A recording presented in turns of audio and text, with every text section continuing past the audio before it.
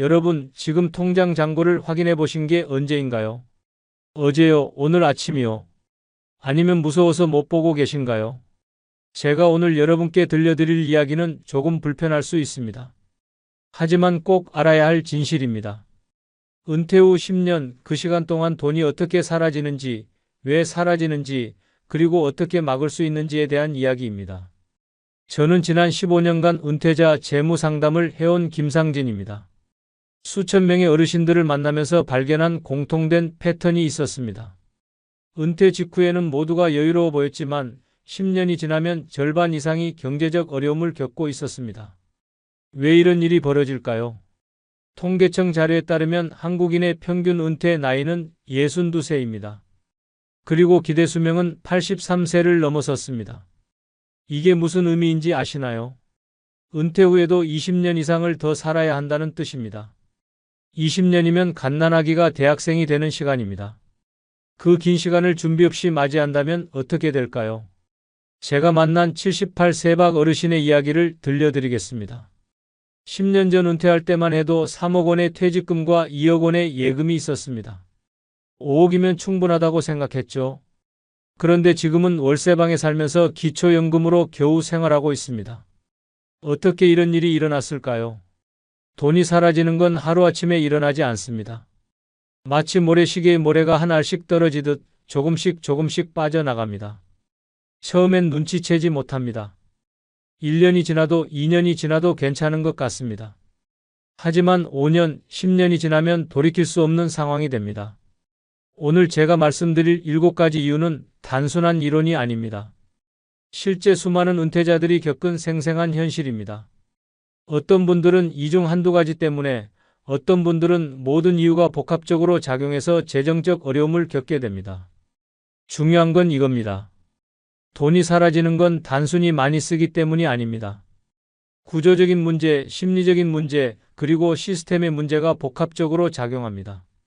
마치 퍼즐처럼 하나하나가 맞물려서 거대한 함정을 만들어내는 거죠.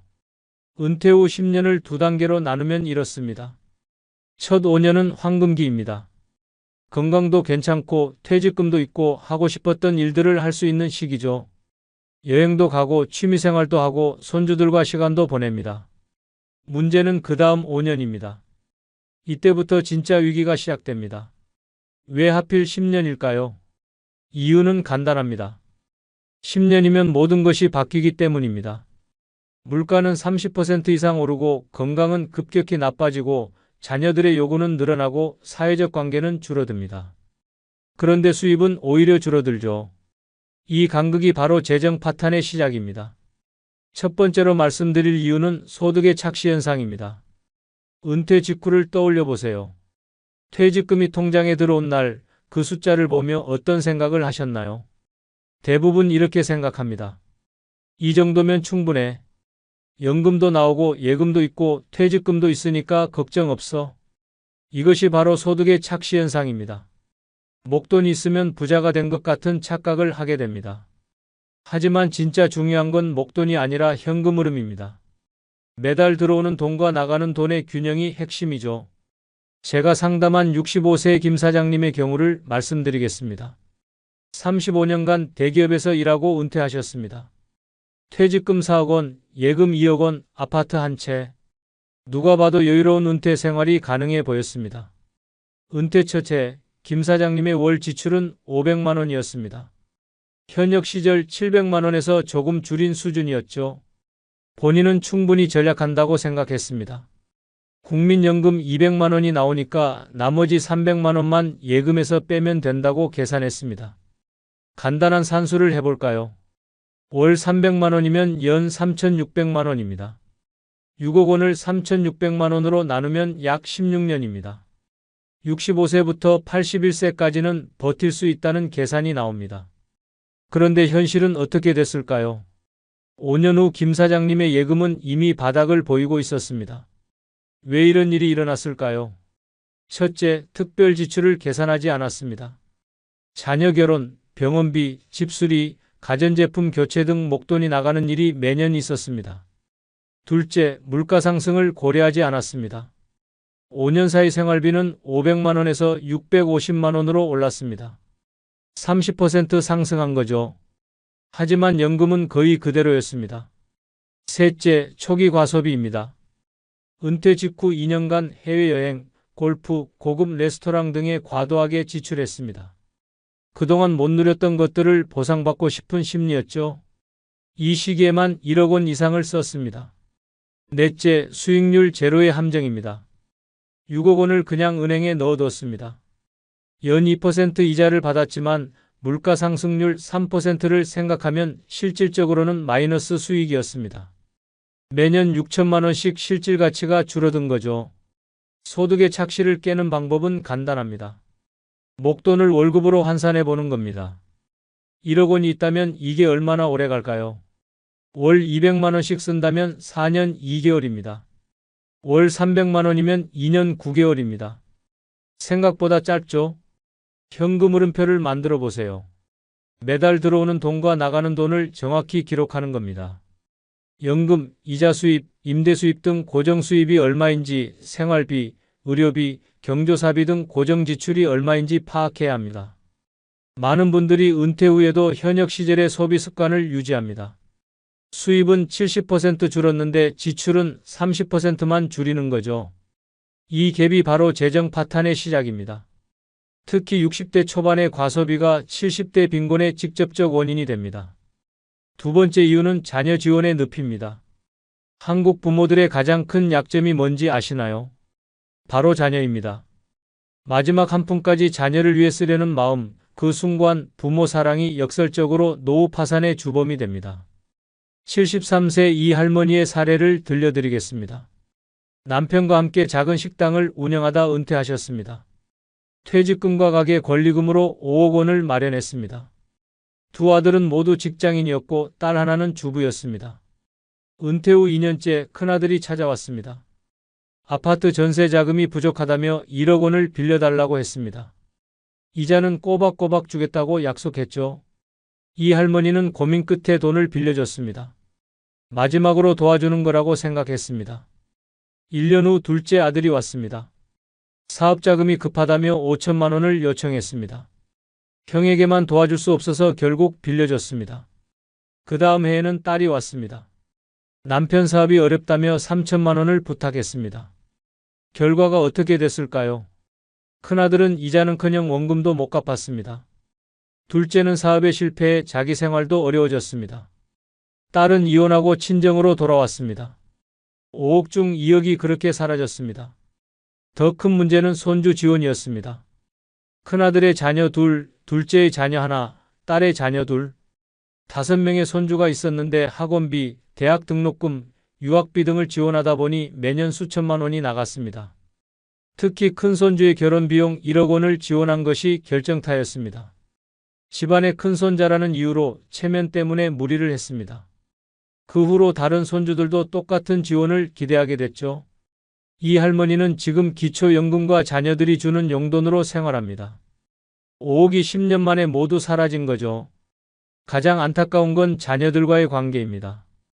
돈이 오가면서 정이 식었고 서로 불편해하는 사이가 됐습니다.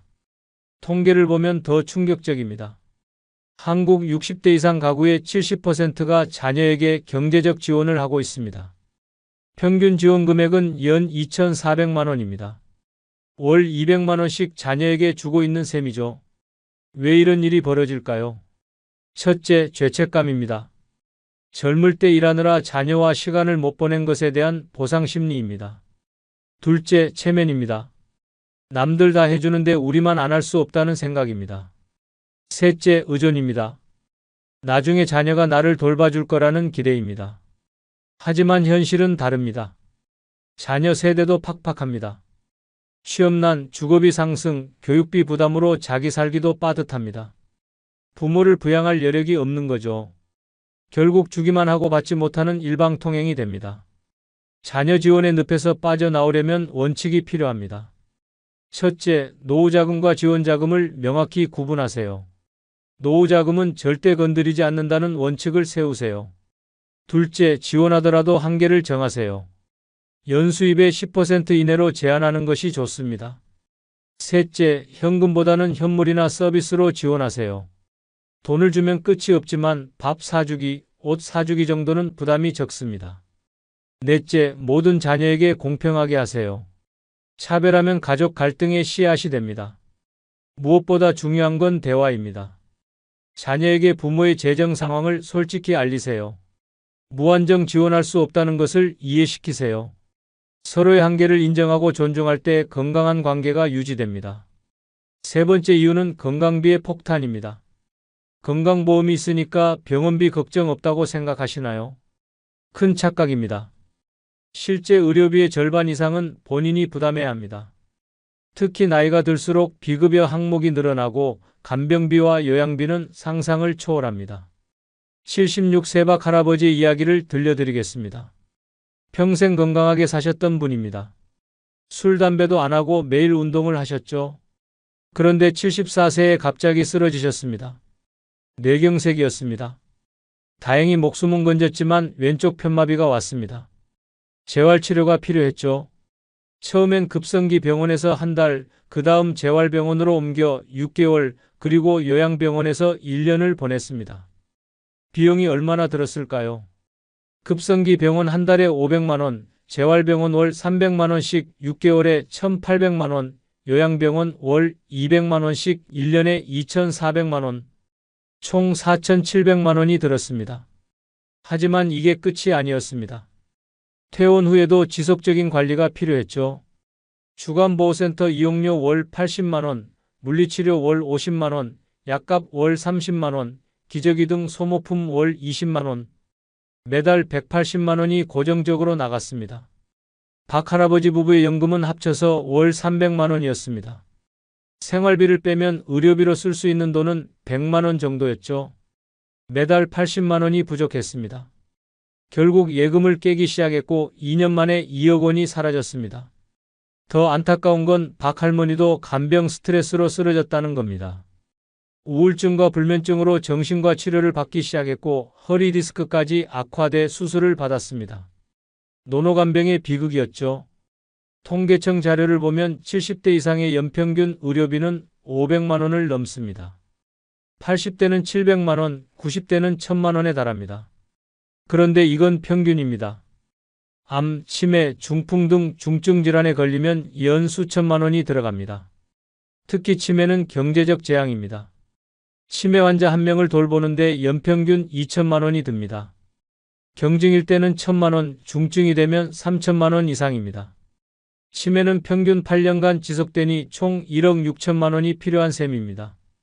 간병비도 만만치 않습니다. 요양보호사를 고용하면 월 250만 원, 입주 간병인은 월 350만 원입니다. 가족이 직접 간병하면 돈은 안 들지만 기회비용이 엄청납니다. 일을 못하니 수입이 없어지고 정신적, 육체적 소진으로 추가 의료비가 발생합니다. 건강비 폭탄을 피하는 방법은 예방과 대비입니다. 첫째, 건강할 때 건강을 지키세요. 규칙적인 운동, 균형 잡힌 식사, 정기검진이 최고의 투자입니다. 둘째, 실손보험과 암보험 등 민간보험을 적절히 활용하세요. 단, 과도한 보험료는 오히려 독이 됩니다. 셋째, 의료비 전용 적금을 만드세요. 매달 일정액을 따로 모아두면 급할 때 도움이 됩니다. 넷째, 가족과 의료 계획을 공유하세요. 연명치료 여부, 요양시설 입소 등을 미리 결정해두면 혼란을 줄일 수 있습니다. 네 번째 이유는 인플레이션과 금융무지입니다. 물가는 매년 오르는데 왜 내 돈의 가치는 떨어질까요? 바로 인플레이션 때문입니다. 연 3% 물가 상승은 작아 보이지만 10년이면 34%, 20년이면 80%가 됩니다. 68세정 어르신의 사례를 보겠습니다. 은퇴 시 5억 원을 모두 정기예금에 넣었습니다. 안전하다고 생각했죠. 연 2% 이자를 받아 연 1,000만 원의 이자 수입이 있었습니다. 충분하다고 생각했습니다. 그런데 10년이 지난 지금 어떻게 됐을까요? 5억 원은 그대로지만 실질 가치는 3억 5천만 원으로 줄었습니다. 물가가 30% 올랐기 때문이죠. 이자 1,000만 원도 예전에 700만 원 가치밖에 안 됩니다. 더 큰 문제는 생활비입니다. 10년 전 월 300만 원이면 충분했지만 지금은 400만 원이 필요합니다. 그런데 이자 수입은 그대로니 매달 적자가 발생합니다. 결국 원금을 까먹기 시작했고 이대로라면 5년 안에 파산입니다. 한국 시니어의 80%가 예적금에만 의존합니다. 주식이나 펀드는 위험하다고 생각하죠. 하지만 모든 자산을 예금에만 넣는 것도 위험합니다. 인플레이션이라는 보이지 않는 도둑이 매년 자산을 갉아먹기 때문입니다. 리스크를 안 지는 것이 가장 큰 리스크라는 말이 있습니다. 적절한 분산 투자가 필요한 이유죠. 예를 들어 자산의 70%는 안전자산에 30%는 성장자산에 배치하는 겁니다. 안전자산이란 예적금, 채권, 연금저축 등입니다. 원금은 보장되지만 수익률이 낮죠. 성장자산은 주식, 펀드, 리츠 등입니다. 변동성은 있지만 인플레이션을 이길 수 있습니다. 많은 어르신들이 금융 문맹 상태입니다. 복리의 마법을 모르고 분산 투자의 원칙을 모르고 세금 전략 방법도 모릅니다. 은행 직원이 추천하는 대로 보험 설계사가 권하는 대로 가입하다가 손해를 봅니다. 예를 들어 연 5% 수익률 차이가 얼마나 큰지 아시나요? 1억 원을 2%로 운용하면 10년 후 1억 2천만 원이 되지만 7%로 운용하면 2억 원이 됩니다. 8천만 원 차이가 나는 거죠. 세금도 중요합니다. 똑같이 1,000만 원 이자를 받아도 일반 예금은 154만 원의 세금을 내지만 ISA 계좌를 활용하면 50만 원만 냅니다. 100만 원 이상 절약할 수 있는 거죠. 금융 지식을 높이는 방법은 어렵지 않습니다. 첫째, 기초금융교육을 받으세요. 은행이나 증권사에서 무료로 제공하는 프로그램이 많습니다. 둘째, 믿을 만한 전문가를 찾으세요. 수수료가 아닌 정액 자문료를 받는 독립 자문사가 좋습니다. 셋째, 작은 금액부터 시작하세요. 전 재산을 한 번에 투자하지 말고 10%부터 시작해 경험을 쌓으세요. 넷째, 장기적 관점을 가지세요. 단기 변동에 일희일비하지 말고 5년, 10년을 보고 투자하세요. 다섯 번째 이유는 주거비와 생활비의 고정함정입니다. 집은 자산이다. 이 말을 믿으시나요? 반은 맞고 반은 틀립니다. 집은 자산이지만 현금을 만들어내지 못하면 오히려 부담이 됩니다. 71세 최 어르신의 경우를 보겠습니다. 강남에 10억짜리 아파트를 갖고 있습니다. 누구나 부럽지만 실상은 다릅니다. 연금은 월 150만 원뿐이고 현금 자산은 5천만 원이 전부입니다. 매달 관리비 50만 원, 재산세 연 800만 원, 각종 공과금 20만 원, 집을 유지하는 데만 월 100만 원이 넘게 듭니다. 연금으로는 집 유지비도 안 되는 거죠. 결국 현금이 바닥나면서 생활비가 부족해졌습니다. 집을 팔면 되지 않냐고요? 그게 쉽지 않습니다. 첫째, 정든 집을 떠나기 싫습니다. 둘째, 자녀들이 반대합니다. 상속받을 재산이 줄어든다고 생각하니까요. 셋째, 체면 문제입니다. 강남 아파트에서 변두리로 이사가는 걸 실패로 여깁니다. 그래서 주택연금을 권했습니다. 집을 담보로 매달 생활비를 받는 제도죠. 10억 아파트면 월 300만 원 정도 받을 수 있습니다. 하지만 이것도 거부했습니다. 빚지는 것 같다는 이유였죠. 결국 최 어르신은 신용카드 돌려막기를 시작했습니다. 카드빚이 눈덩이처럼 불어났고 결국 자녀들에게 손을 벌렸습니다. 10억 자산가가 사실상 파산한 거죠. 고정비의 함정도 심각합니다. 은퇴해도 줄일 수 없는 비용들이 너무 많습니다. 통신비, 보험료, 각종 회비, 경조사비 등 이런 고정비가 월 200만 원을 넘는 경우가 많습니다. 특히 체면 비용이 문제입니다. 남들 다 하는 골프 모임, 동창회, 종친회 등 참석하려면 회비도 내야 하고 용돈도 써야 합니다. 안 가자니 소외되는 것 같고 가자니 부담스럽습니다. 74 세강 어르신은 매달 경조사비로만 100만 원을 씁니다. 결혼식, 장례식, 돌잔치, 칠순잔치 등이 끊이지 않습니다. 안 가면 의리 없다는 소리를 듣고 가면 축의금 부담이 큽니다. 주거비와 생활비 함정에서 벗어나려면 과감한 결단이 필요합니다. 첫째, 다운사이징을 고려하세요. 큰 집에서 작은 집으로, 도심에서 외곽으로 옮기면 여유자금이 생깁니다. 둘째, 주택연금을 활용하세요. 집을 팔지 않고도 현금 흐름을 만들 수 있습니다. 빚이 아니라 노후 생활비를 미리 받는 거라고 생각하세요. 셋째, 고정비를 과감히 줄이세요. 불필요한 보험은 정리하고 통신비는 전략형으로 바꾸고 각종 회비는 정리하세요. 체면보다 생존이 중요합니다. 넷째, 경조사 원칙을 세우세요. 꼭 필요한 경우만 참석하고 축의금도 형편에 맞게 하세요. 진짜 친구라면 이해해 줄 겁니다.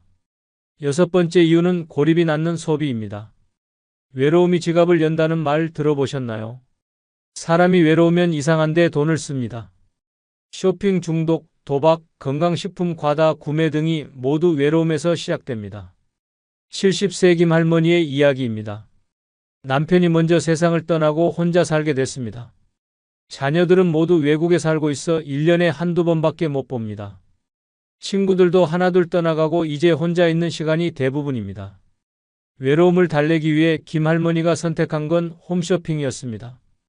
텔레비전을 보다가 뭔가 사고 싶은 충동이 들면 바로 전화를 했습니다. 건강식품, 화장품, 운동기구, 주방용품 등 필요하지도 않은 물건들이 집안에 쌓였습니다. 한 달에 홈쇼핑으로만 300만 원을 썼습니다. 물건이 도착하는 순간은 기뻤지만 포장을 뜯고 나면 또 허전했습니다. 그러면 또 다른 물건을 주문했죠. 악순환의 연속이었습니다. 더 심각한 건 건강식품 다단계였습니다. 어느 날 동네 아는 사람이 찾아와 건강 강의를 들어보라고 했습니다. 외로웠던 김 할머니는 사람들이 있는 곳이 좋아서 따라갔습니다. 그곳에서 만난 사람들은 친절했습니다. 김 할머니를 특별하게 대해줬고 건강을 걱정해줬습니다. 이 제품만 먹으면 100세까지 건강하게 산다는 말에 넘어갔습니다. 처음엔 100만 원어치만 샀지만 나중엔 1000만 원어치를 사게 됐습니다. 1년 동안 건강식품과 홈쇼핑에 쓴 돈이 5천만 원이 넘었습니다. 퇴직금 2억 원이 2년 만에 반토막 난 거죠.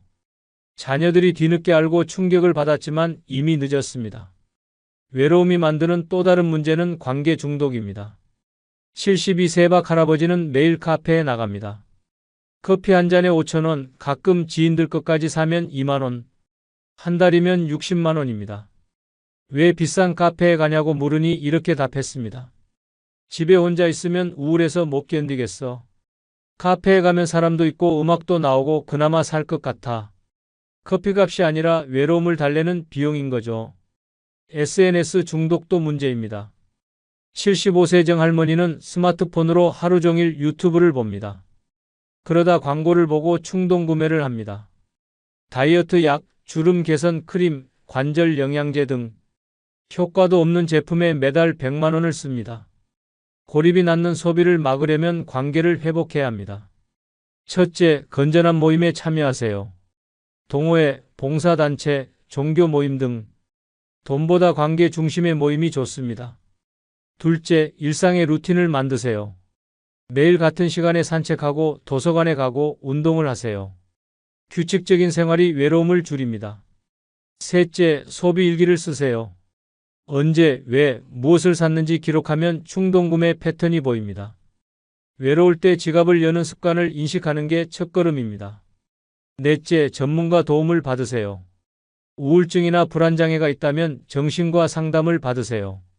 마음의 병을 치료하면 지갑도 건강해집니다. 마지막 7번째 이유는 죽음을 준비하지 못한 재정입니다. 불편한 얘기지만 꼭 필요합니다. 죽음은 피할 수 없는 현실이고 준비 없는 죽음은 남은 가족에게 재정적 폭탄이 됩니다. 77세 윤 할아버지가 갑자기 돌아가셨습니다. 평소 건강했기에 아무 준비가 없었죠. 장례를 치르는데 3천만 원이 들었습니다. 병원 영안실비, 장례식장 비용, 화장 비용, 납골당 비용 등 더 큰 문제는 상속이었습니다. 유언장이 없어서 자녀들 간 갈등이 생겼습니다. 재산 파악도 어려웠죠. 통장이 몇 개인지, 보험이 있는지, 빚은 없는지, 변호사 비용만 2천만 원이 들었습니다. 상속세도 문제였습니다. 아파트와 현금을 합쳐 8억 원의 재산이 있었는데 상속세가 1억 원이 나왔습니다. 현금이 부족해 결국 아파트를 급매해야 했죠. 가장 안타까운 건 윤 할머니의 처지였습니다. 남편이 모든 재정을 관리했는데 갑자기 가시니 아무것도 모르겠더군요. 통장 비밀번호도 모르고 공과금 내는 방법도 모르고 연금 신청 방법도 몰랐습니다. 죽음의 경제학을 이해해야 합니다. 장례 비용은 기본 2천만 원, 상속세는 재산의 10에서 20%, 유언 없는 상속은 분쟁 비용 수천만 원. 이 모든 게 예상 가능한 비용입니다. 준비된 죽음은 축복입니다. 79 세정 교수님은 완벽한 준비를 하셨습니다. 사전 장례 의향서 작성, 유언장 공증, 상속계획 수립, 재산 목록 정리, 중요 서류 한 곳에 보관. 더 인상적인 건 디지털 유산 정리였습니다.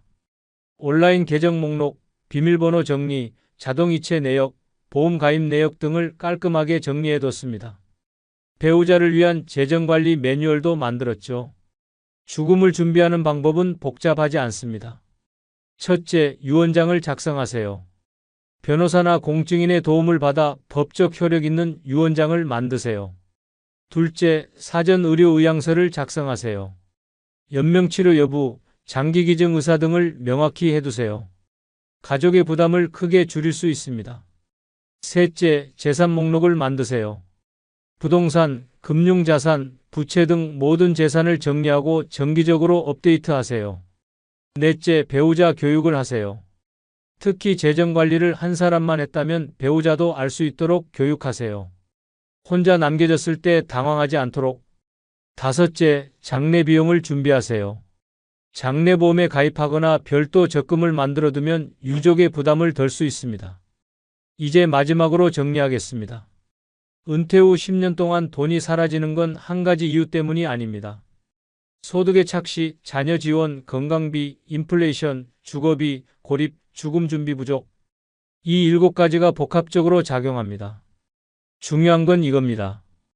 돈이 사라지는 게 아니라 계획이 사라진 겁니다. 체계적인 계획 없이 하루하루 살다 보니 돈이 새는 거죠. 은퇴 후 인생은 은퇴 전보다 더 치밀한 계획이 필요합니다. 첫째, 현금 흐름을 관리하세요. 수입과 지출을 명확히 파악하고 균형을 맞추세요. 둘째, 우선순위를 정하세요. 꼭 필요한 것과 있으면 좋은 것을 구분하세요. 셋째, 미래를 준비하세요. 5년 후, 10년 후를 내다보고 계획하세요. 넷째, 관계를 유지하세요. 돈보다 중요한 게 사람입니다. 건강한 관계가 건강한 재정을 만듭니다. 다섯째, 배움을 멈추지 마세요. 금융, 건강, 디지털 등 새로운 지식을 계속 습득하세요. 은퇴 후 삶은 끝이 아니라 새로운 시작입니다. 잘 준비하면 황금기가 될 수 있고 준비 없으면 고통의 시간이 됩니다. 선택은 여러분의 몫입니다. 인생 2막의 주인공은 바로 당신입니다. 돈에 끌려다니지 말고 돈을 관리하세요. 시간에 쫓기지 말고 시간을 설계하세요. 관계에 얽매이지 말고 관계를 선택하세요. 진짜 부자는 돈이 많은 사람이 아닙니다. 돈을 잘 관리하는 사람입니다. 진짜 행복은 돈으로 살 수 없습니다. 하지만 돈 때문에 불행해질 필요도 없습니다.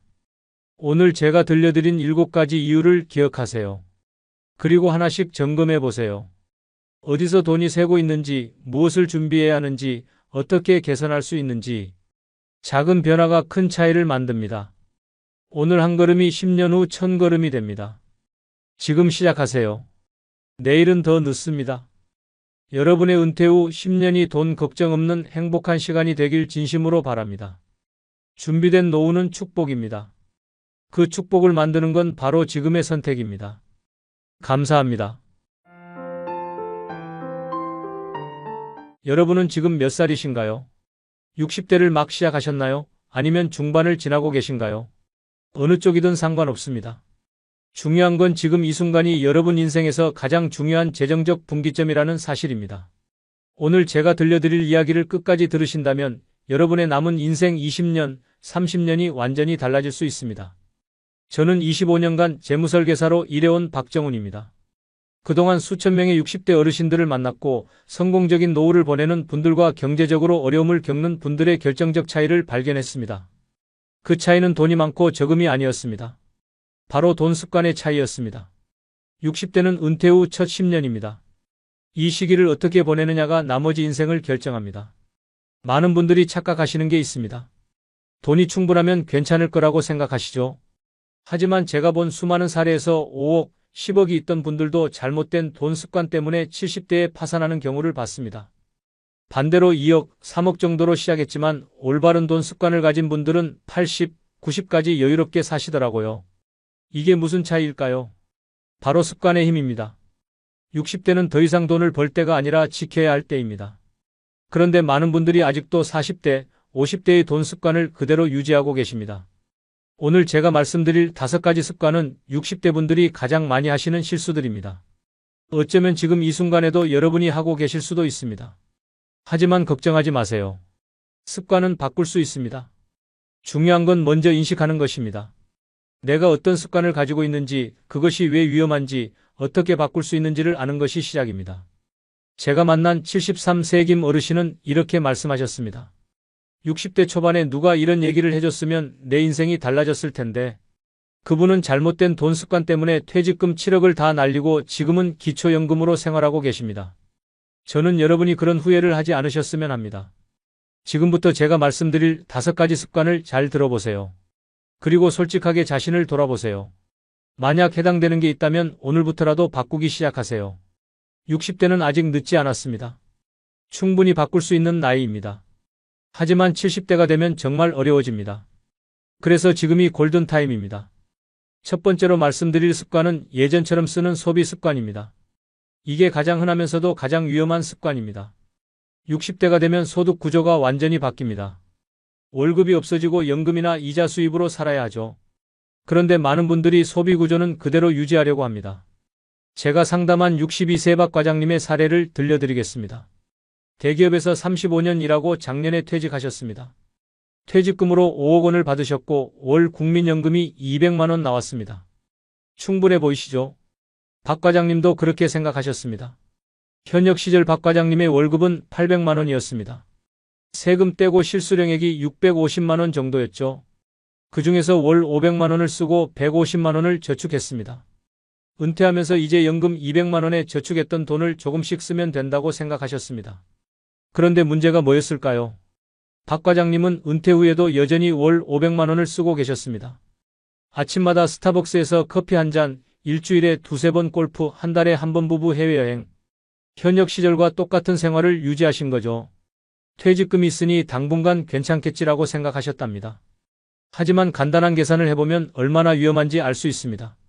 월 500만 원 지출해서 연금 200만 원을 빼면 매달 300만 원이 부족합니다.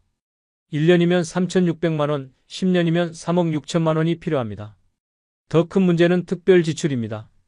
자녀 결혼, 병원비, 집 수리, 경조사비 등이 매년 수천만 원씩 나갑니다. 이렇게 5년을 보냈더니 퇴직금 5억 중 절반이 사라졌습니다.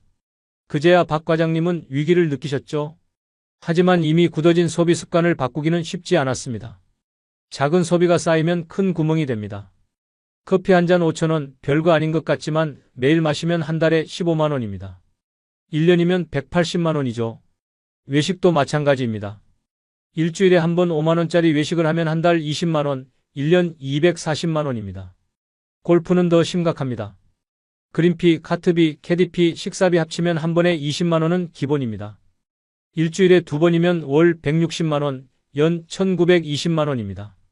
이런 식으로 계산해보면 소소한 지출이 얼마나 큰 돈이 되는지 알 수 있습니다. 명절 선물도 문제입니다. 현역 시절에는 부모님, 형제, 친척들에게 넉넉하게 선물했죠. 은퇴 후에도 체면 때문에 똑같이 하려고 합니다. 설날, 추석 때마다 수백만 원씩 나갑니다. 받는 건 거의 없는데 주기만 하니 부담이 클 수밖에 없죠. 해결책은 뭘까요?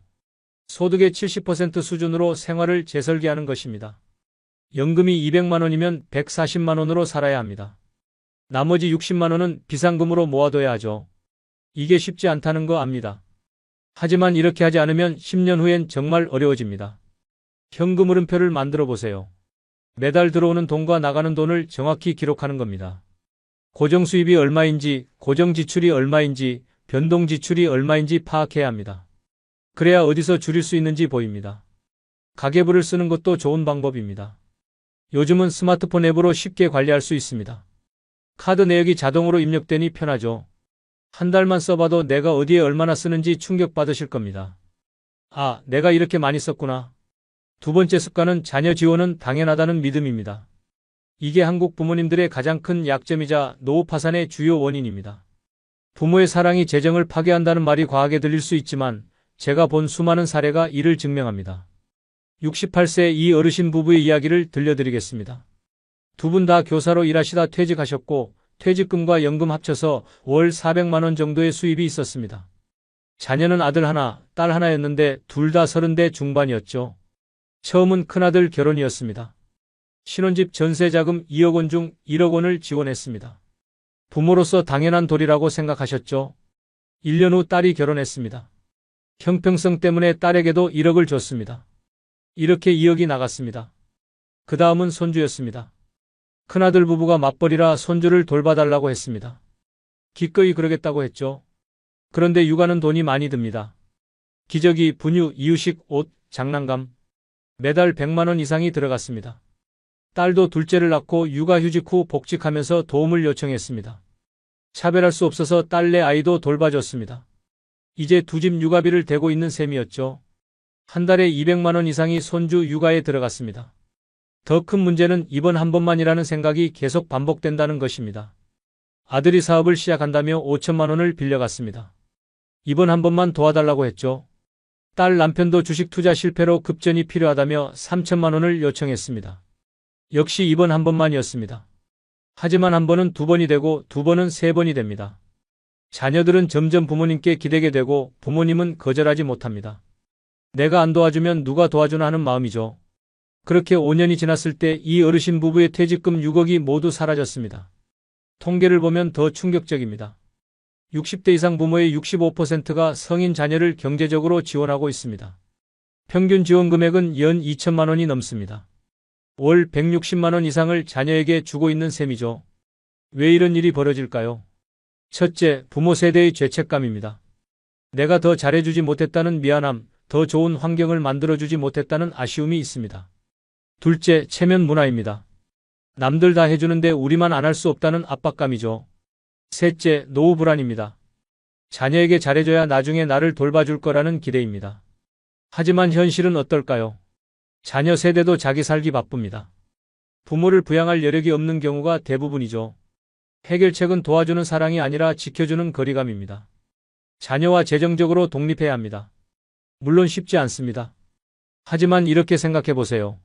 내가 경제적으로 무너지면 결국 자녀에게 더 큰 부담이 됩니다. 자녀와 돈 얘기를 할 때는 명확한 원칙이 필요합니다.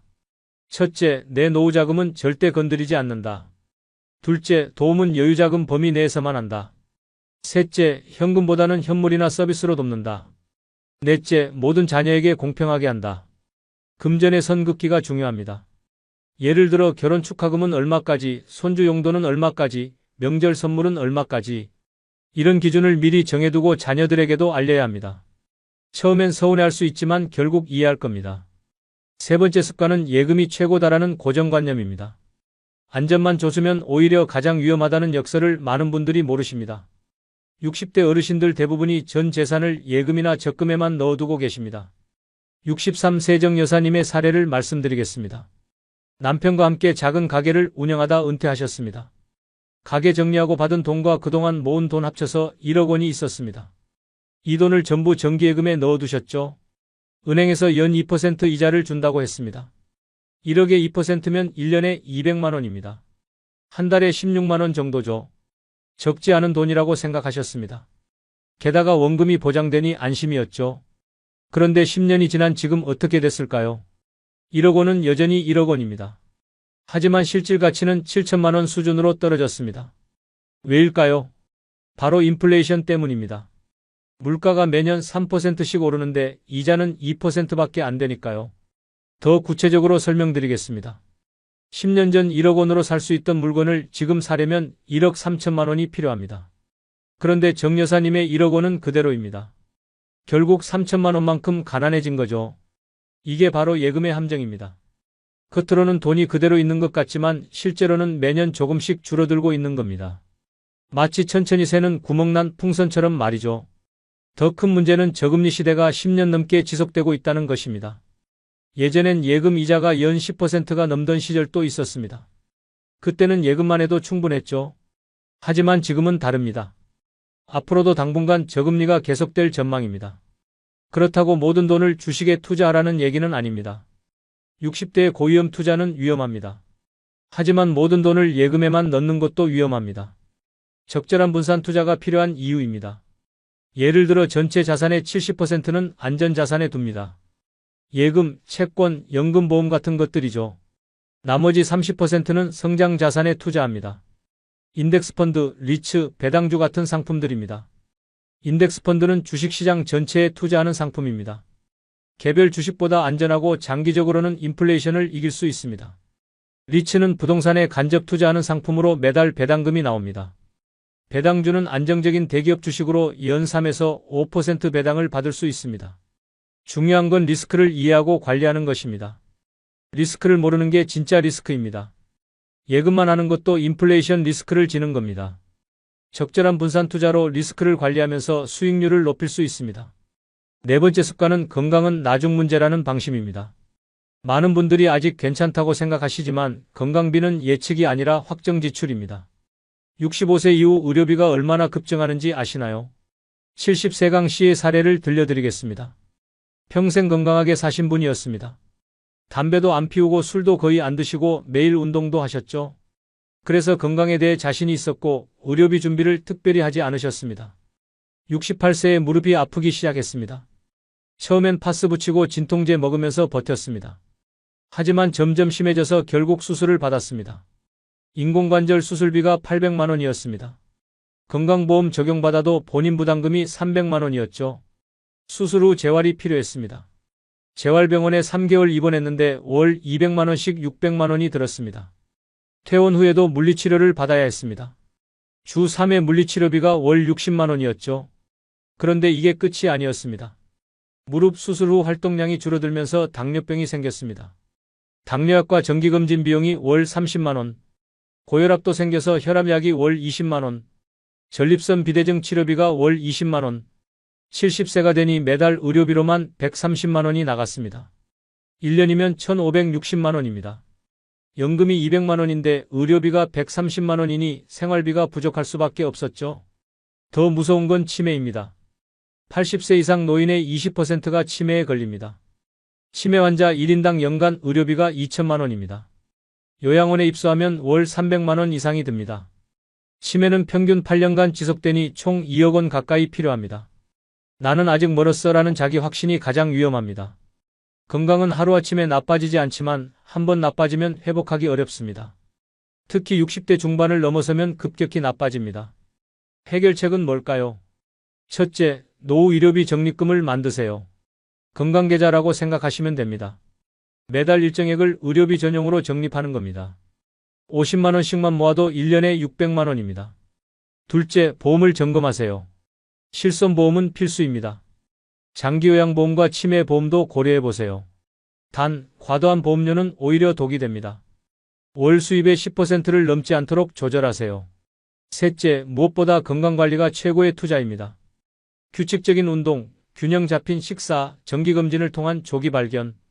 이것만 잘해도 의료비를 절반 이상 줄일 수 있습니다. 돈보다 먼저 지켜야 할 자산은 몸입니다. 다섯 번째 습관은 혼자 다 결정하는 고집입니다. 노후의 돈 문제는 정보전이자 관계전입니다. 그런데 많은 어르신들이 자녀나 배우자와 재정 공유를 꺼립니다. 내 돈 내가 알아서 한다는 태도가 오히려 위험을 키웁니다. 65세 최 사장님의 이야기를 들려드리겠습니다. 중소기업을 운영하다 은퇴하신 분으로 재산이 10억 원 정도 있었습니다. 평생 사업을 하셨기 때문에 금융이나 투자에 자신이 있었죠.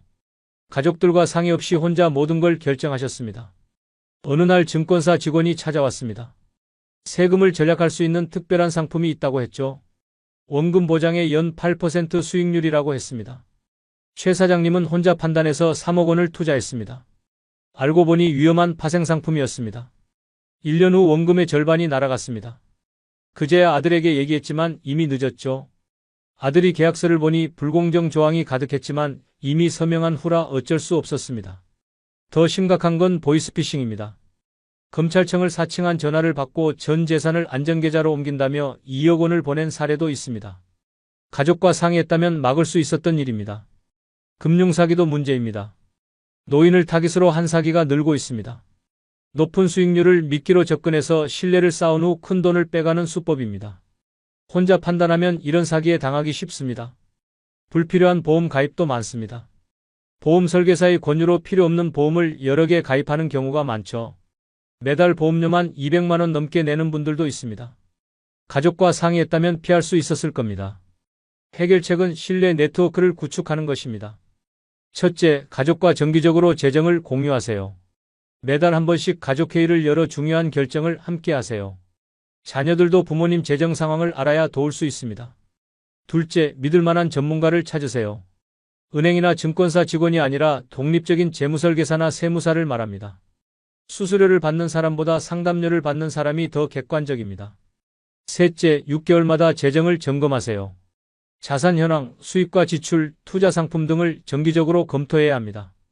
혼자 하기 어려우면 자녀나 전문가의 도움을 받으세요. 고립은 재정의 적입니다. 이제 왜 이런 습관들을 바꾸기 어려운지 말씀드리겠습니다. 심리적 요인이 가장 큽니다. 자존심이 상한다고 생각하시는 거죠. 평생 열심히 살았는데 이제 와서 아껴야 한다니, 자녀한테 못 해준다니, 남한테 물어봐야 한다니. 이런 생각들이 변화를 막습니다. 과거의 성공 경험도 문제입니다. 지금까지 잘 살아왔는데 뭘 바꿔야 하나 싶은 거죠. 하지만 시대가 바뀌었습니다. 과거의 성공 방식이 미래에도 통하는 건 아닙니다. 사회적 요인도 있습니다. 체면 문화가 강한 한국에서는 남들 시선을 의식할 수밖에 없습니다.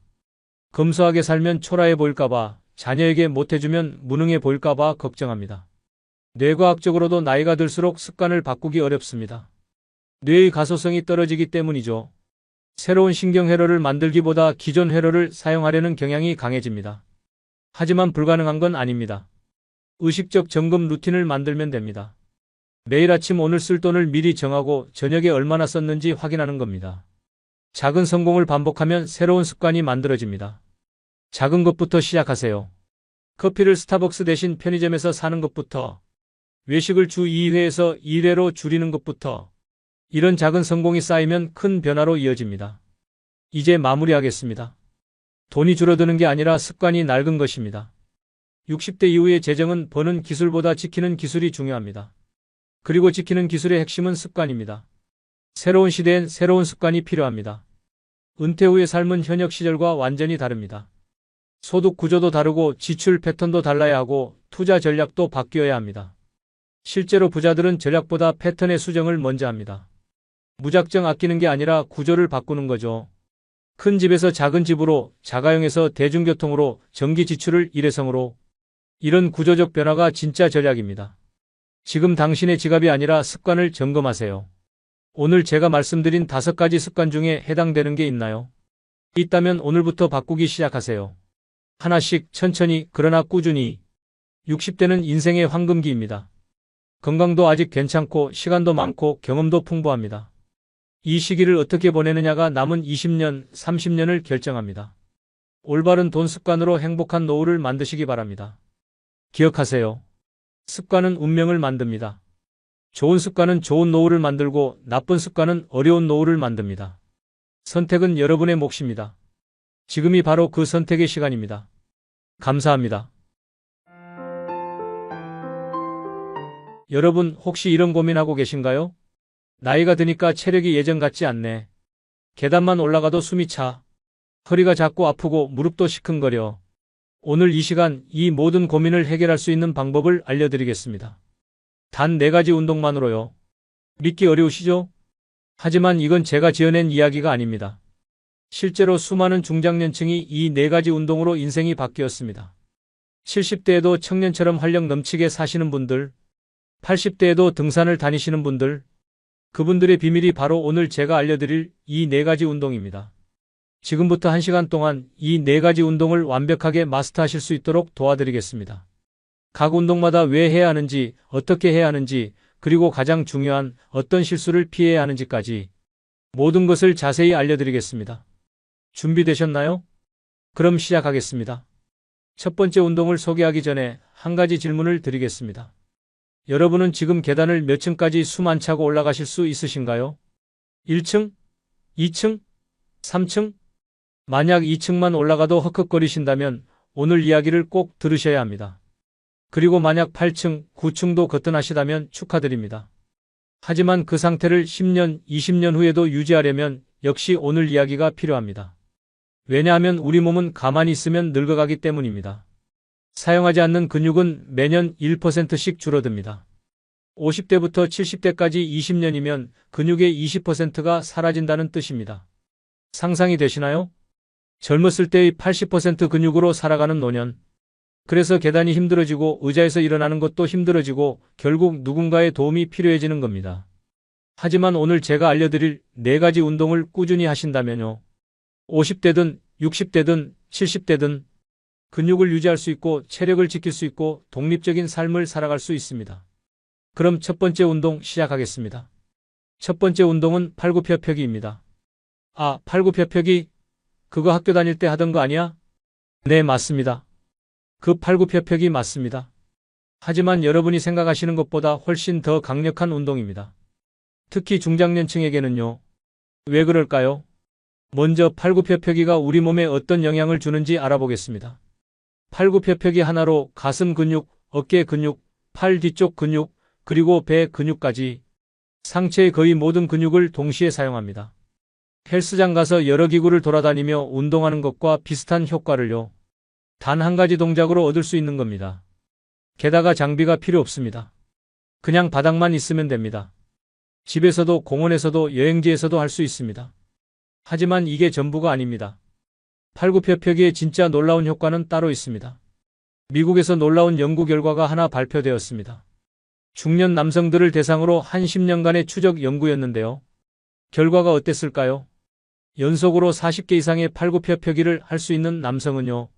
10개도 못하는 남성에 비해 심장병 발생률이 96%나 낮았습니다. 96%요. 거의 심장병에 안 걸린다는 얘기입니다. 왜 그럴까요? 팔굽혀펴기를 하면 심장이 더 많은 혈액을 펌프질해야 합니다. 이 과정에서 심장 근육이 강해집니다. 혈관도 튼튼해지고 혈압도 조절됩니다. 결과적으로 심혈관계 전체가 건강해지는 거죠. 그래서 팔굽혀펴기는 단순히 근육 운동이 아닙니다. 심장을 지키는 운동입니다. 생명을 연장하는 운동입니다. 자, 그럼 이제 제대로 하는 방법을 알려드리겠습니다. 많은 분들이 팔굽혀펴기를 잘못하고 계십니다. 그러다가 어깨가 아프거나 허리가 아프거나 손목이 아프기도 합니다. 오늘부터는 정확하게 하시는 겁니다. 먼저 시작 자세입니다. 바닥에 엎드린 상태에서 손을 어깨 바로 아래에 놓습니다. 손바닥은 바닥에 완전히 밀착시키고요. 손가락은 앞을 향하게 합니다. 이게 기본입니다. 그 다음 발끝으로 몸을 지탱합니다. 이때 몸 전체가 일직선이 되어야 합니다. 머리부터 발끝까지 마치 판자처럼 곧게요. 이게 정말 중요합니다. 많은 분들이 엉덩이를 너무 높이 들거나 반대로 너무 축 늘어뜨립니다. 둘 다 잘못된 자세입니다. 거울을 보거나 가족에게 확인해 달라고 하세요. 몸이 일직선인지요? 자, 이제 내려갑니다. 천천히 조절하면서 내려가는 겁니다. 이때 팔꿈치는 몸통에 가깝게 붙입니다. 팔꿈치가 옆으로 벌어지면 어깨에 무리가 갑니다. 가슴이 바닥에 거의 닿을 정도까지 내려갑니다. 턱은 바닥에 닿지 않게 주의하세요. 목을 쭉 빼는 게 아니라 가슴으로 내려가는 겁니다. 그리고 올라옵니다. 바닥을 힘껏 밀어내면서 폭발적으로 올라옵니다. 하지만 팔을 완전히 펴지는 마세요. 팔꿈치를 살짝 구부린 상태로 유지합니다. 완전히 펴버리면 관절에 무리가 가거든요. 이게 한 번입니다. 천천히 정확하게 한 번 한 번 집중해서 하는 겁니다. 빨리 많이 하는 것보다 정확하게 적게 하는 게 훨씬 낫습니다. 선생님, 저는 한 개도 못 하는데요. 괜찮습니다. 정말 괜찮습니다. 중요한 건 시작하는 겁니다. 처음에는 무릎을 바닥에 대고 해도 됩니다. 이렇게 하면 체중의 절반 정도만 들어올리면 되기 때문에 훨씬 쉽습니다. 무릎 팔굽혀펴기로 10개씩 3세트를 할 수 있게 되면요. 그때 일반 팔굽혀펴기로 넘어가시면 됩니다. 또는 벽을 이용할 수도 있습니다. 벽에서 팔 길이만큼 떨어져서 서서 벽을 밀었다 당겼다 하는 겁니다. 이것도 훌륭한 시작입니다. 그러다가 점점 더 낮은 곳으로 내려오는 거죠. 책상, 의자, 계단, 그리고 마지막으로 바닥. 이렇게 단계적으로 진행하면 누구나 할 수 있습니다. 그럼 몇 개씩 해야 하나요? 좋은 질문입니다. 초보자라면 하루에 10개씩 3세트로 시작하세요. 아침에 10개, 점심에 10개, 저녁에 10개. 이것만으로도 충분합니다. 그러다가 쉬워지면 15개로, 20개로 늘려가시면 됩니다. 목표는 연속으로 20개에서 30개 정도입니다. 이 정도면 상체 근력이 아주 훌륭한 수준입니다. 그리고 만약 더 강해지고 싶으시다면요. 변형 동작들을 시도해 보실 수 있습니다. 다이아몬드 팔굽혀펴기라고 양손을 가까이 붙여서 하는 방법이 있습니다. 이렇게 하면 팔 뒤쪽 근육이 더 많이 사용됩니다. 또는 박수 팔굽혀펴기처럼 올라오면서 박수를 치는 방법도 있습니다. 이건 폭발적인 힘을 키우는 데 좋습니다. 하지만 이런 고급 동작은 기본을 완벽하게 마스터한 후에 시도하세요. 기본이 없으면 부상만 입습니다. 자, 이제 제가 강조하고 싶은 것이 있습니다. 많은 분들이 놓치는 부분인데요. 호흡입니다. 팔굽혀펴기를 할 때 호흡을 어떻게 하시나요? 내려갈 때 숨을 들이마시고 올라올 때 내쉬는 겁니다. 이게 정답입니다. 근육이 수축할 때, 즉 힘을 쓸 때 숨을 내쉬어야 합니다. 그래야 더 강한 힘을 낼 수 있거든요. 반대로 하시는 분들이 많은데 그러면 금방 지칩니다. 그리고 절대로 숨을 참으면 안 됩니다. 혈압이 급격히 올라가서 위험할 수 있습니다. 특히 중장년층은 더욱 조심하셔야 합니다. 자연스럽게 규칙적으로 호흡하세요. 하나, 둘, 셋, 넷 이렇게 숫자를 세면서 하시면 호흡도 자연스럽게 됩니다. 또 하나, 손목이 아프신 분들이 계십니다. 손목에 무리가 가지 않으려면 어떻게 해야 할까요? 손가락을 쫙 펴서 바닥에 붙이세요. 손가락으로도 바닥을 누르는 느낌으로요. 그러면 손목에 가는 압력이 분산됩니다. 또는 주먹을 쥐고 주먹 등으로 하는 방법도 있습니다. 이렇게 하면 손목이 일직선이 되어서 더 편합니다. 자, 지금까지 팔굽혀펴기에 대해 알아봤습니다. 정리하면 이렇습니다. 팔굽혀펴기는 상체 전체를 강화하고 심장을 보호하는 최고의 운동입니다. 정확한 자세로 천천히 꾸준히 하는 것이 핵심입니다. 처음엔 무릎을 떼거나 벽을 이용해도 좋습니다. 목표는 연속 20개에서 30개입니다. 그럼 이제 두 번째 운동으로 넘어가겠습니다. 두 번째 운동은 스쿼트입니다. 스쿼트 들어보셨죠? 쪼그려 앉았다 일어서는 동작입니다. 그게 뭐가 대단해? 라고 생각하실 수도 있습니다. 하지만 스쿼트는 하체 운동의 황제라고 불립니다. 왜 그럴까요? 우리 몸의 근육 중 70%가 하체에 있습니다. 다리와 엉덩이예요. 그래서 하체 근육을 키우면 전체 근육량이 늘어납니다. 근육량이 늘어나면 무슨 일이 벌어질까요? 기초 대사량이 올라갑니다. 쉽게 말해서 가만히 있어도 칼로리를 더 많이 소모하게 됩니다. 살이 잘 안 찌는 체질로 바뀌는 거죠. 게다가 당뇨병 예방에도 탁월합니다. 근육이 혈당을 흡수해서 에너지로 사용하거든요. 근육이 많으면 혈당 조절이 잘 됩니다. 실제로 연구 결과가 있습니다. 일주일에 3회 한 번에 30분씩 스쿼트를 포함한 하체 운동을 한 당뇨병 전 단계 환자들이 있었습니다. 6개월 후 그들의 혈당 수치가 정상으로 돌아왔습니다. 약도 먹지 않고요. 운동만으로요. 놀랍지 않나요? 그리고 스쿼트는 일상생활에 직접적으로 도움이 됩니다. 의자에서 일어나기, 계단 오르기, 화장실 사용하기. 이 모든 동작이 스쿼트 동작과 비슷합니다.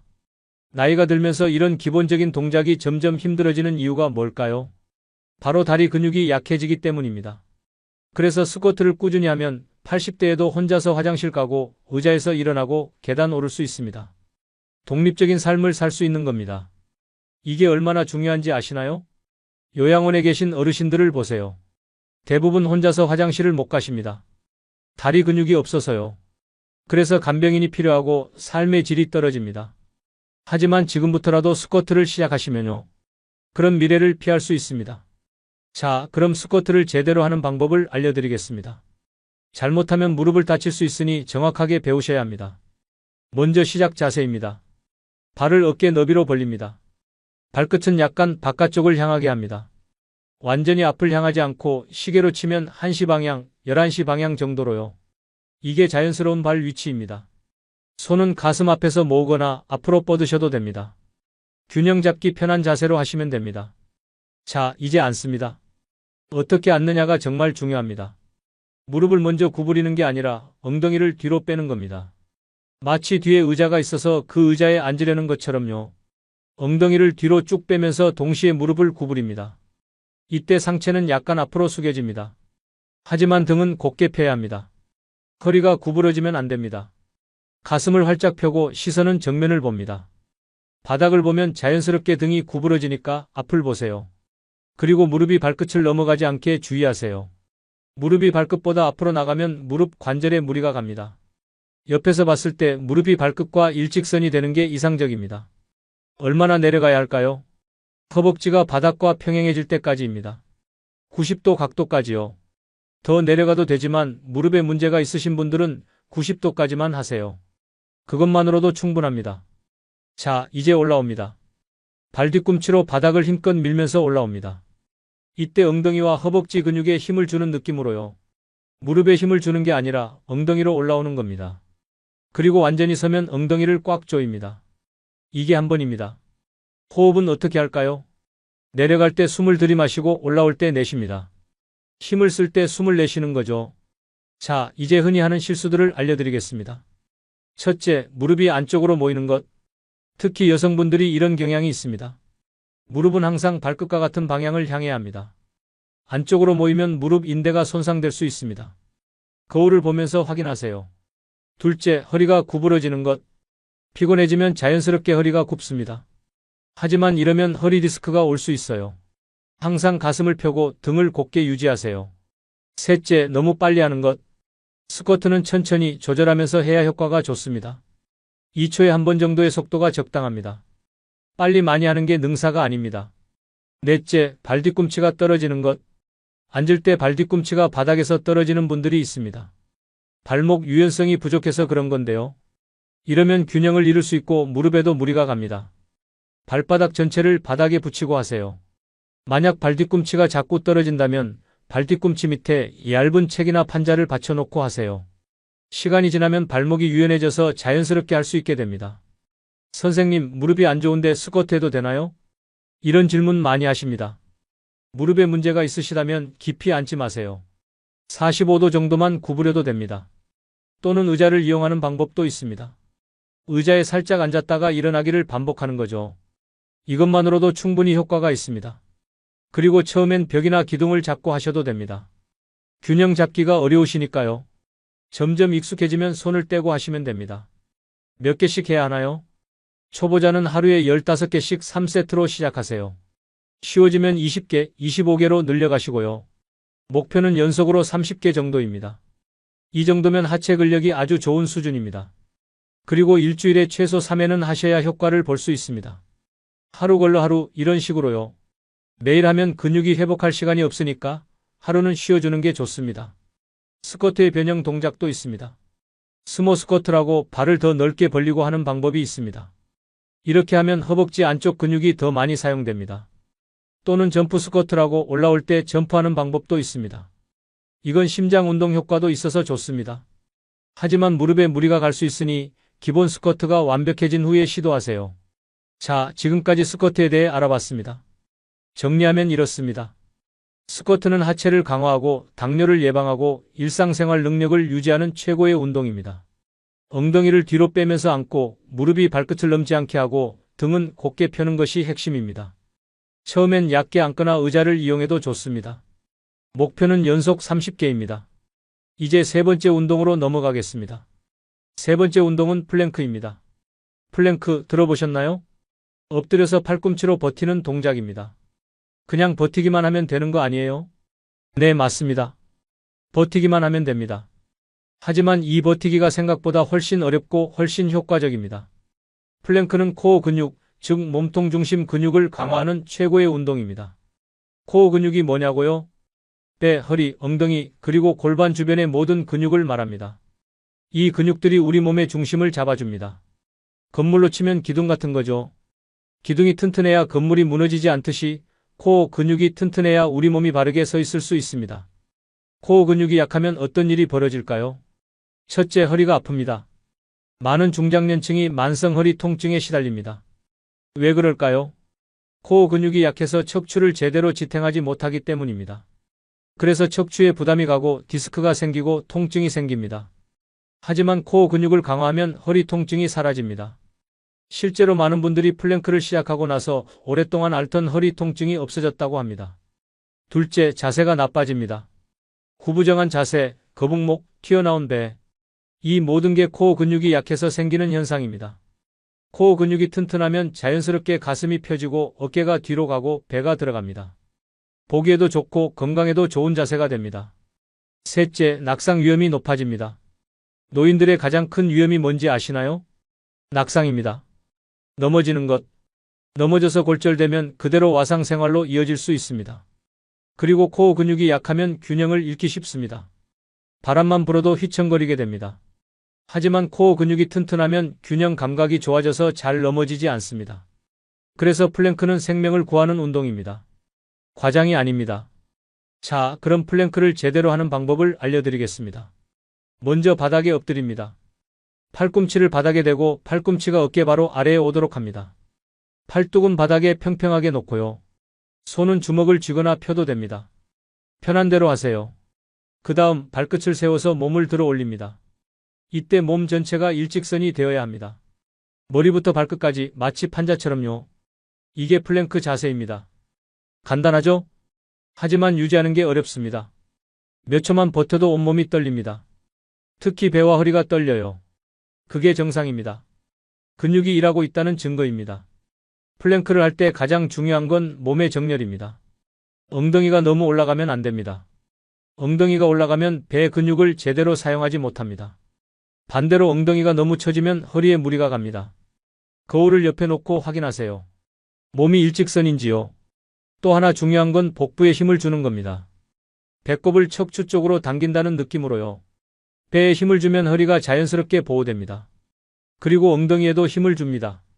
엉덩이를 꽉 조이면 골반이 안정됩니다. 호흡은 자연스럽게 합니다. 숨을 참으면 안 됩니다. 천천히 깊게 규칙적으로 호흡하세요.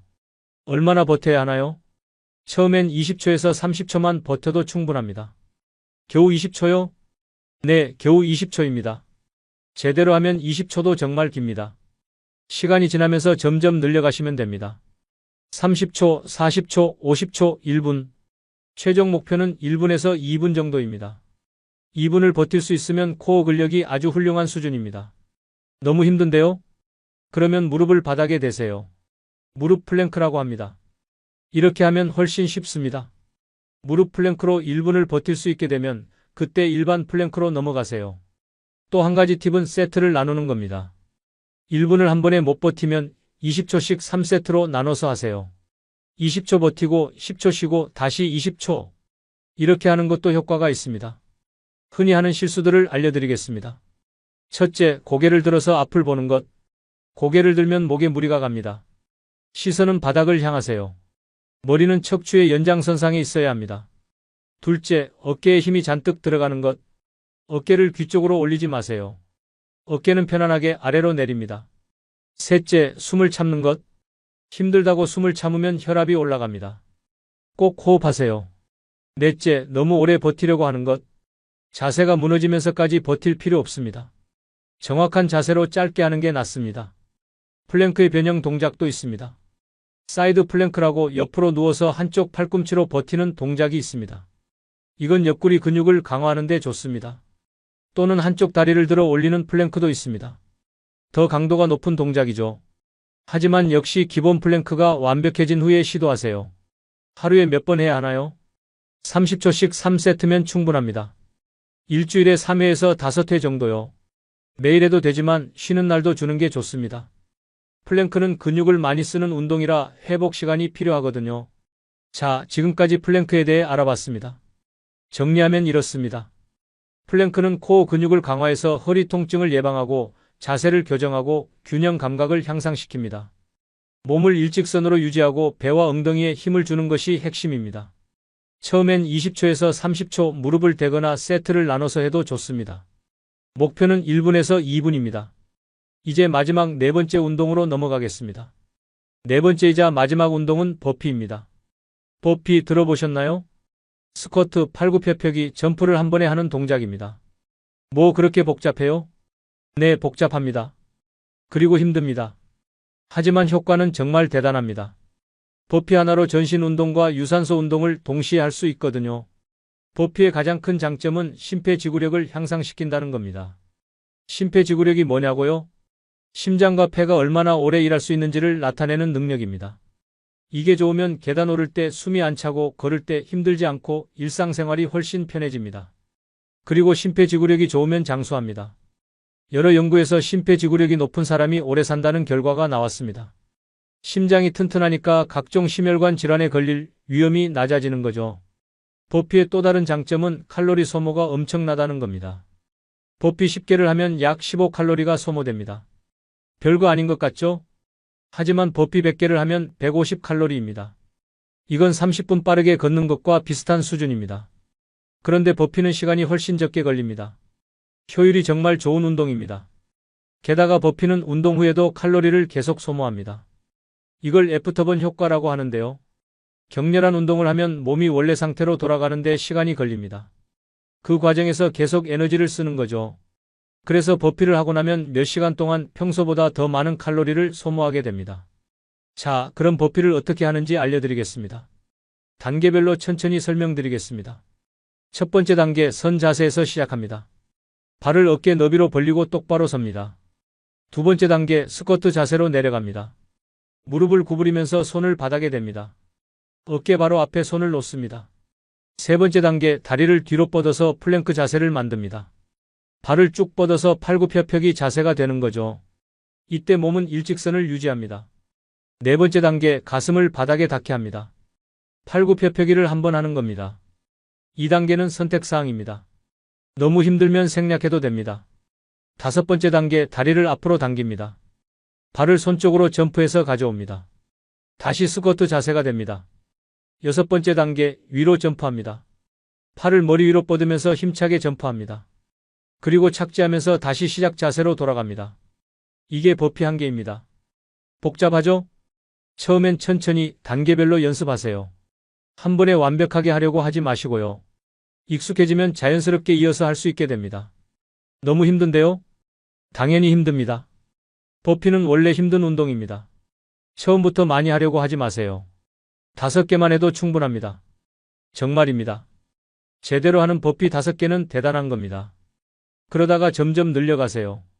7개, 10개, 15개. 시간이 지나면서 자연스럽게 늘어납니다. 그리고 변형 동작도 있습니다. 점프를 빼는 방법이 있습니다. 마지막에 점프하지 않고 그냥 서기만 하는 거죠. 이렇게 하면 무릎에 부담이 덜 갑니다. 또는 다리를 뒤로 뻗을 때 점프하지 않고 한 발씩 뻗는 방법도 있습니다. 이것도 강도를 낮추는 방법입니다.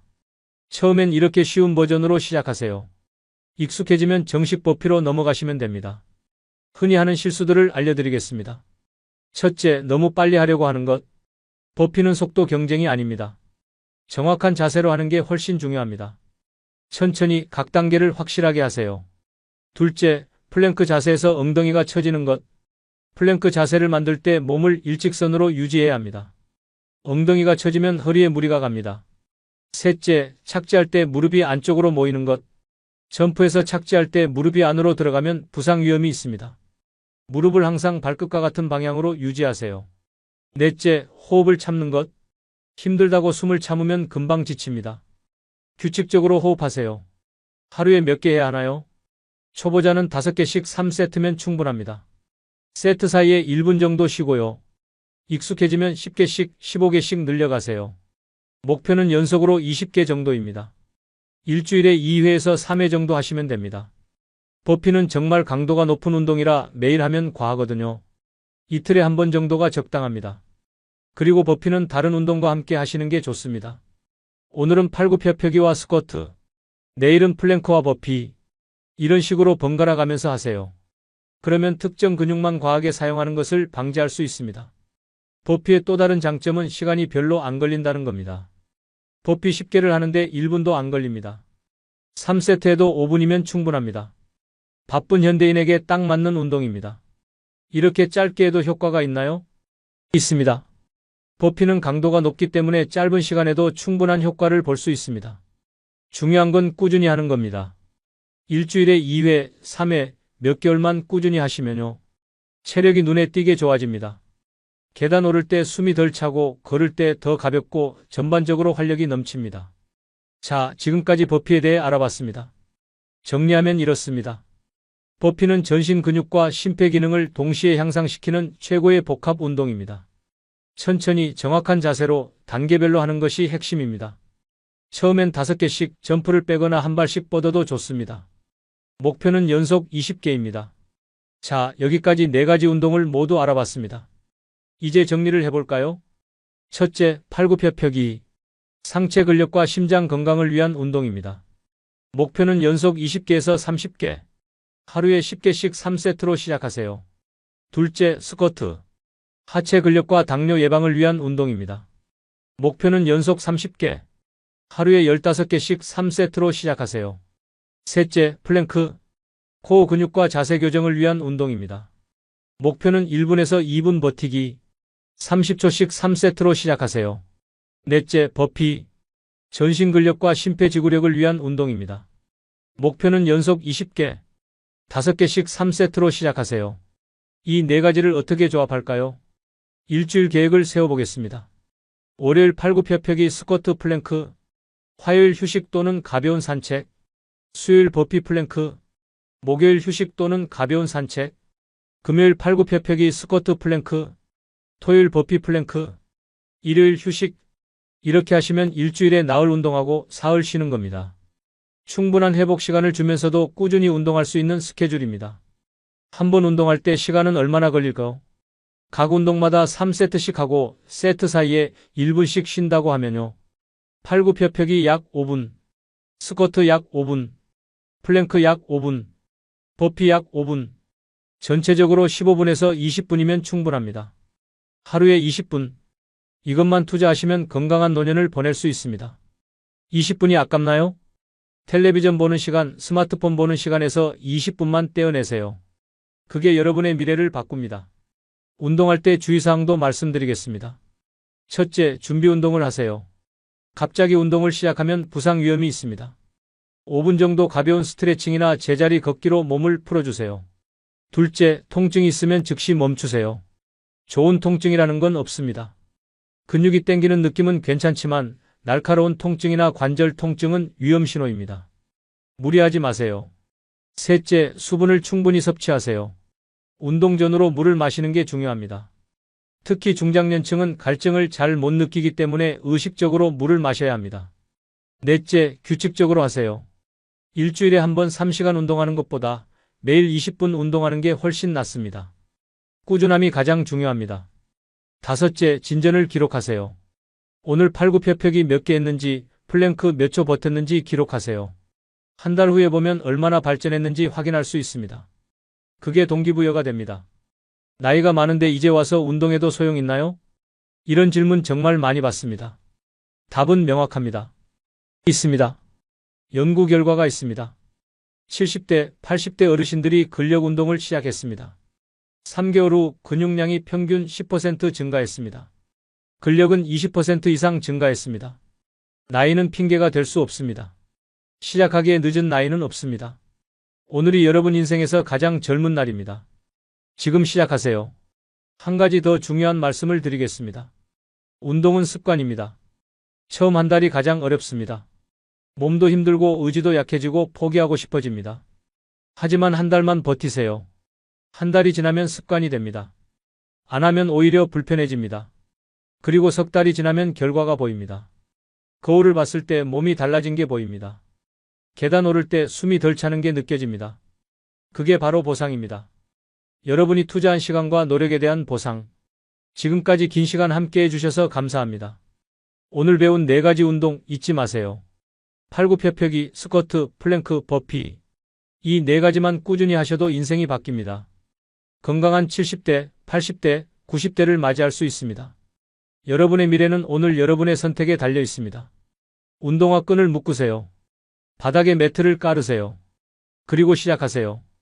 단 한 개의 팔굽혀펴기부터. 그게 여러분의 새로운 인생의 시작입니다. 건강한 노년은 저절로 오지 않습니다. 오늘의 선택이 10년 후, 20년 후를 만듭니다. 현명하게 선택하세요. 그리고 행동하세요. 여러분 모두 건강하시고 활력 넘치는 삶 사시길 바랍니다. 다음에 더 좋은 정보로 찾아뵙겠습니다. 감사합니다. 여러분은 지금 어디서 이 영상을 보고 계신가요? 편안한 거실 소파에서요, 아니면 조용한 침실에서요. 어디든 상관없습니다. 다만 한 가지만 약속해 주세요. 앞으로 90분 동안은 이 이야기에 귀 기울여 주세요. 왜냐하면 오늘 제가 들려드릴 이야기가 여러분의 노후 파산을 막을 마지막 기회가 될 수도 있기 때문입니다. 저는 지금으로부터 1년 전, 정확히 2024년 12월 31일 밤 11시 59분에 모든 것을 잃었습니다. 7억 원이라는 평생 모은 재산이 10달 만에 증발했고 30년간 지켜온 집을 잃었고 무엇보다 사랑하는 아들과의 관계마저 깨져버렸습니다.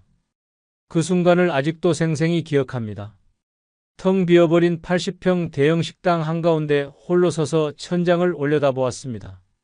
200만 원짜리 샹들리에가 마지막 빛을 내며 반짝이고 있었습니다. 그 빛이 제 눈물에 반사되어 무지개처럼 번졌습니다. 그때 저는 깨달았습니다. 제가 얼마나 어리석은 선택을 했는지를요.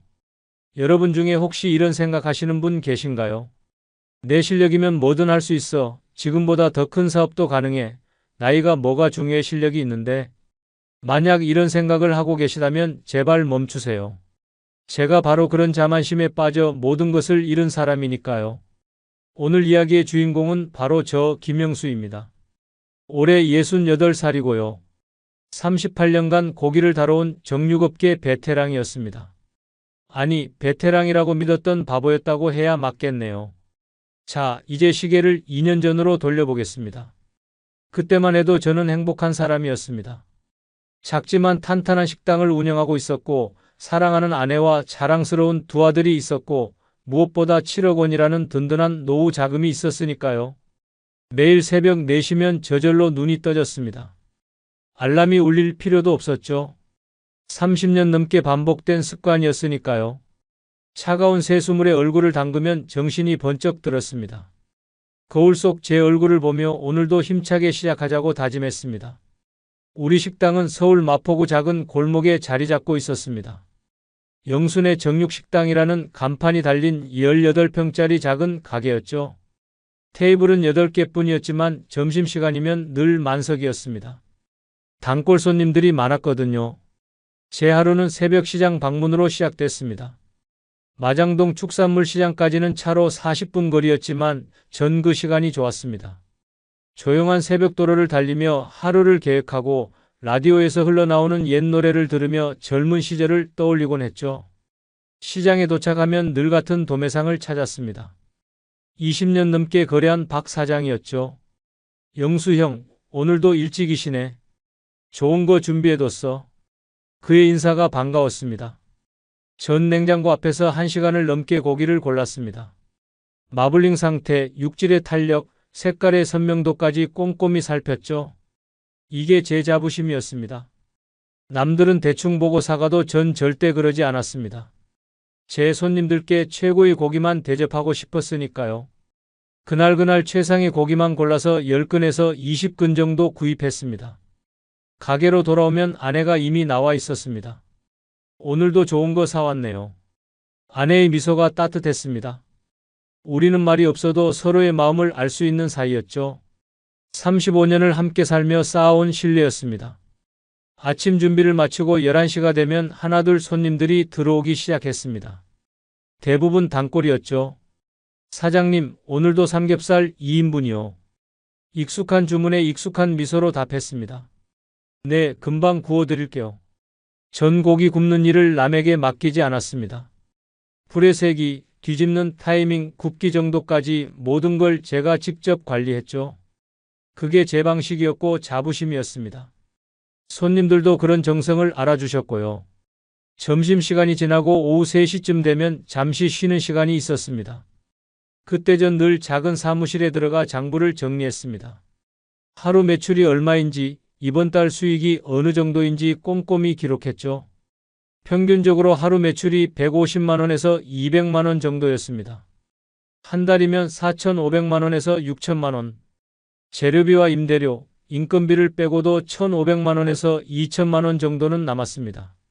적지 않은 수익이었죠. 이 돈으로 두 아들을 대학까지 보냈고 장남은 결혼시켜 분가시켰고 차남도 곧 결혼할 예정이었습니다.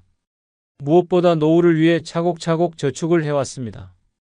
통장에 찍힌 7억이라는 숫자가 제 30년 노력의 증표였죠. 저녁 시간이 되면 다시 바빠졌습니다.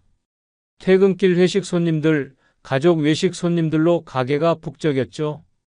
그 시끌벅적한 소리가 좋았습니다. 사람 사는 냄새였으니까요.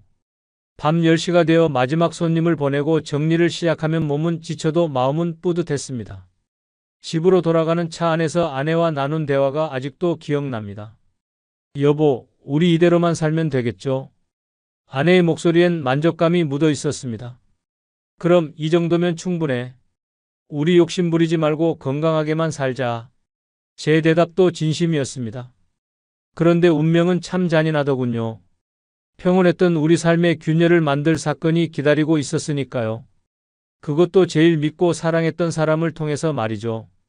2023년 10월 어느 토요일 저녁이었습니다. 평소보다 일찍 가게 문을 닫고 집에 돌아왔는데 거실에 낯선 분위기가 감돌고 있었습니다. 차남 준호가 노트북을 펴놓고 뭔가 열심히 설명할 준비를 하고 있더군요. 아버지, 잠깐 앉아보세요. 중요한 얘기가 있어요. 준호의 표정이 심상치 않았습니다. 대기업 마케팅팀에서 일하는 녀석답게 프레젠테이션 자료까지 준비해 왔더군요. 뭔 일이냐? 제가 물으니 준호가 노트북 화면을 제게 돌렸습니다. 화면엔 화려한 인테리어의 고깃집 사진들이 가득했습니다. 넓은 홀, 고급스러운 조명, 대리석 테이블, 프라이빗 룸까지 마치 호텔 레스토랑 같은 분위기였죠. 이게 뭐냐? 제가 물으니 준호가 눈을 반짝이며 말했습니다. 아버지, 이제 고깃집도 이렇게 해야 돼요. 인스타그램 시대거든요. 맛만 좋아서는 안 되고 분위기도 좋아야 해요. 사진 찍기 좋은 곳으로 유명해지면 매출이 10배는 뛸 수 있어요.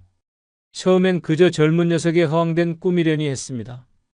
그런데 준호가 보여준 다음 자료를 보고 마음이 흔들리기 시작했습니다.